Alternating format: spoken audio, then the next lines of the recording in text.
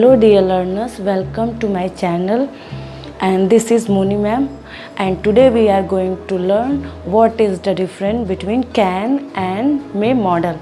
जैसा कि हम जानते हैं कि कैन और मे जो होता है वो क्या होता है, मॉडल होता है।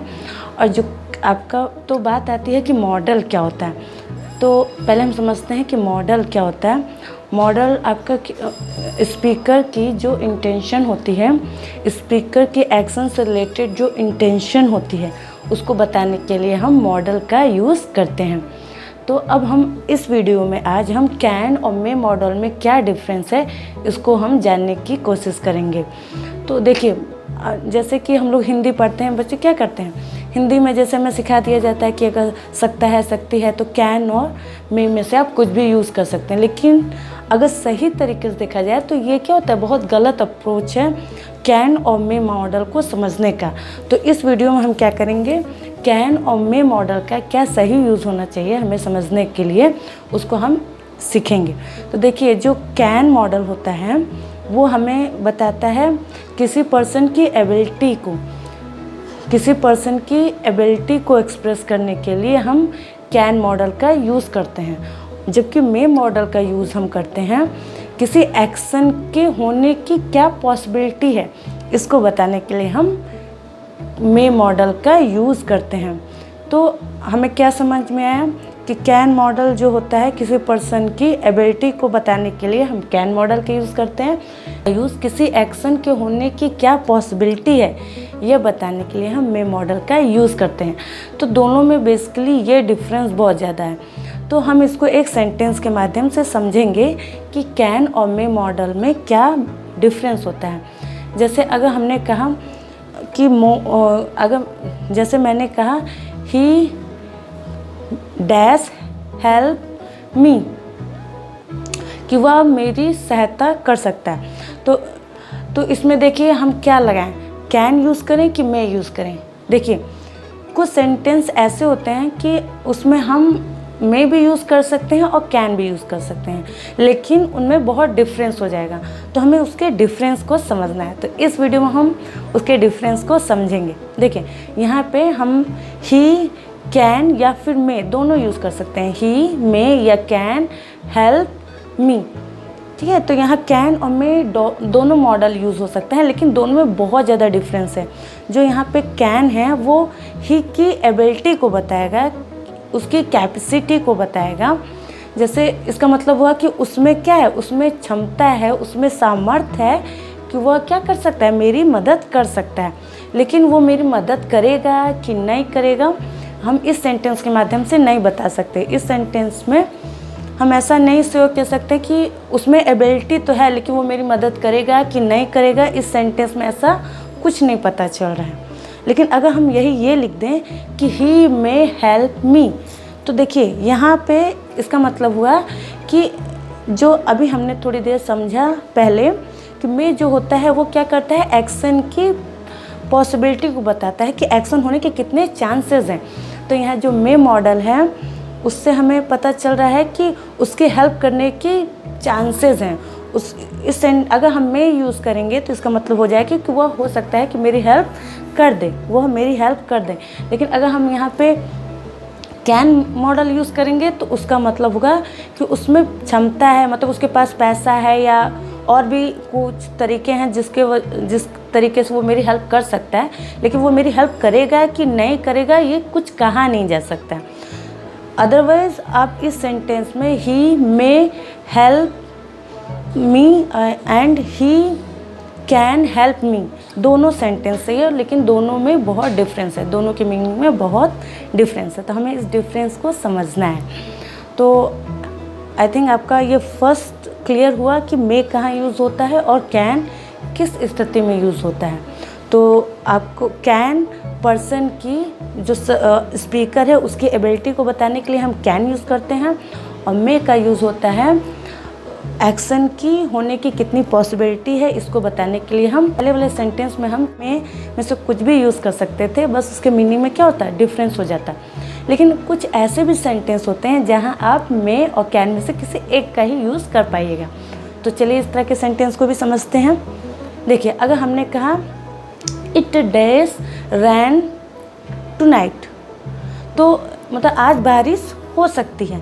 तो इसमें क्या लग रहा है कि बारिश की एबिलिटी है कि बारिश की होने की पॉसिबिलिटी है। देखिए इसमें जो होगा आपका कैन यूज़ नहीं हो पाएगा। क्यों कैन यूज़ नहीं हो पाएगा? क्योंकि बारिश जो होती है वो कोई पर्सन तो है नहीं, उसमें एबिलिटी होगी, ठीक है। तो इसमें यहाँ बारिश होने की, हम यहाँ एक्शन की, यहाँ हम सब्जेक्ट की एबिलिटी की बात नहीं कर रहे हैं, हम यहाँ बात कर रहे हैं कि जो एक्शन है, रेन बारिश होने का जो एक्शन हो उसके होने की क्या प्रोबेबिलिटी, उसके होने के कितने चांसेस हैं। तो हमें किसी एक्शन के होने के क्या चांसेस हैं इसको रिफ़र करना हो तो हम मे के यूज़ करेंगे, ना कि कैन का यूज़ करेंगे। तो आप यहाँ पे कैन का यूज़ नहीं कर पाइएगा, यहाँ हमें लिखना पड़ेगा इट मे रेन टुनाइट। तो आपका सेंटेंस ये सही होगा, ठीक है। तो कुछ ऐसे भी सेंटेंस होते हैं जिसमें आप मे और कैन में से किसी एक ही का यूज़ कर पाइएगा, ठीक है। तो और एक सेंटेंस लेते हैं और इसको और अच्छे से समझने की कोशिश करते हैं। जैसे मैंने एक सेंटेंस लिया कि ही डैश स्पीक इंग्लिश, तो यहाँ पे हम क्या बताना चाह रहे हैं? स्पीक की जो एक्शन है उसके होने की पॉसिबिलिटी बताना चाह रहे हैं, या फिर जो हमारा सब्जेक्ट ही है उसकी हम एबिलिटी बताना चाह रहे हैं। तो देखिए यहाँ पे हम क्या बताना चाह रहे हैं, हम यहाँ पे सब्जेक्ट की एबिलिटी बताना चाह रहे हैं। तो आप यहाँ पे मे का यूज़ नहीं कर पाइएगा, तो हमें बोलना होगा ही कैन स्पीक इंग्लिश। इसका मतलब कि ही में एबिलिटी है, ही के अंदर कैपेसिटी है, सामर्थ्य है, क्षमता है, वो इंग्लिश बोल सकता है। तो आपका जो ये होता है कैन, वो क्या करता है? सब्जेक्ट की एबिलिटी को, कैपेसिटी को बताता है, और मे क्या होता है? एक्शन की होने की पॉसिबिलिटी को बताता है।